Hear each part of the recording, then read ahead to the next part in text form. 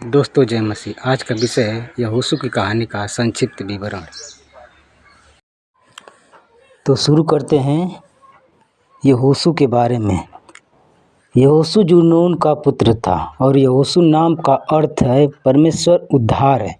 जब मूसा मर गया था तब यहोशू को यह मालूम था कि परमेश्वर ने इजराइल का नेतृत्व करने के लिए उसे चुना है।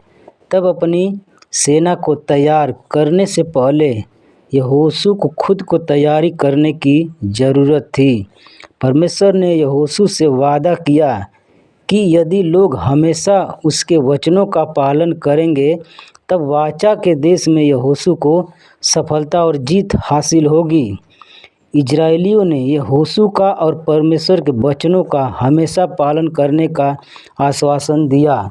बुद्धिमानी से नए नेता ने यरीहो के महान शहर के गढ़ का अध्ययन करने के लिए कनान में जासूसों को भेजा।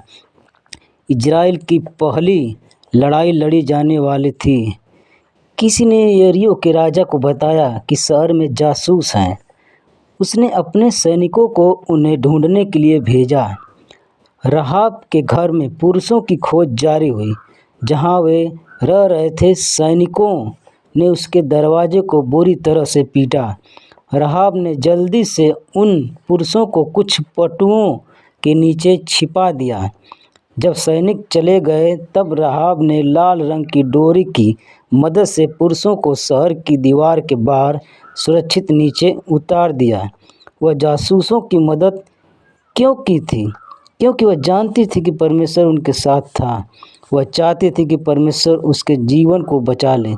जासूसों ने राहाब से वायदा किया कि उसे और उसके परिवार को बचाएंगे। यरीहो में पहुंचने से पहले इजरायलियों को वाचा के देश कनान के यरदन नदी के पार करनी थी, लेकिन वहां कोई पुल नहीं था। लोग कैसे पार करेंगे? परमेश्वर ने यहोशू से कहा, याजक सैनिकों का नेतृत्व करे और लोग वाचा का संदूक ढोए जिसमें 10 आज्ञाओं का समायोजन था। उन याजकों का पैर नदी के किनारों को छुआ और परमेश्वर ने वहां चमत्कार किया। परमेश्वर ने पानी के बीच से एक सूखे रास्ते को बना दिया। सभी लोग सुरक्षित पार करने के बाद वे नदी में 12 बड़े पत्थर रखे और कनान नदी के तट पर उन्होंने 12 बड़े पत्थर रखे।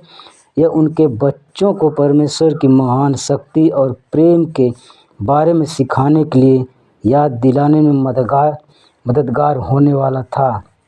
यरीहो एक मजबूत मोटी दीवारों से बनी थी। जैसे ही यहोशू अपने हमले की योजना बनाई, परमेश्वर उसकी सेना के कप्तान को स्वर्ग से इजराइल के नए नेता को याद दिलाने के लिए भेजा कि परमेश्वर लोगों के लिए लड़ाई जीतेगा। परमेश्वर ने यहोशू को यरीहो पर हमला करना सिखाया। यह एक बहुत ही अजीब योजना थी। परमेश्वर के लोगों को 6 दिनों तक शहर के चारों दिन में एक बार चारों तरफ चक्कर लगाने की कहा था और 7वें दिन को 7 बार। तब उन्हें तुरही फूंकनी और चिल्लाना था और तब शहर की दीवारें नींव से नीचे गिर जाएगी। यहोशू और उसकी सेना ने वैसा ही किया जैसा परमेश्वर ने उन्हें आज्ञा दी थी। शायद यरीहो के लोग उन पर हंसे होंगे, लेकिन 7वें दिन के 7वें चक्कर के बाद याजकों ने जब मेढ़े के सींग तुरही को बजाया, परमेश्वर जैसा वादा किया था वैसा ही हुआ। यरीहो की महान दीवार टूटकर गिरने लगी।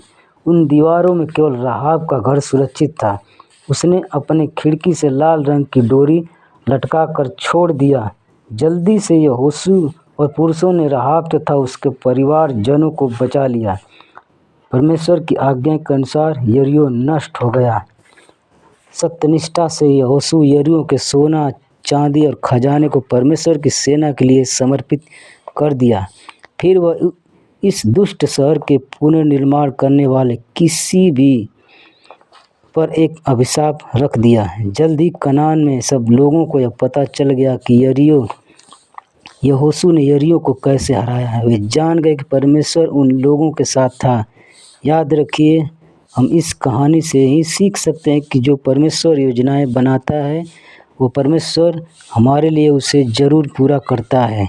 इसलिए हमें घबराना नहीं है, क्योंकि यहोशू को विश्वास था कि परमेश्वर उसके द्वारा पूरा करेगा। आमीन। जय मसीह।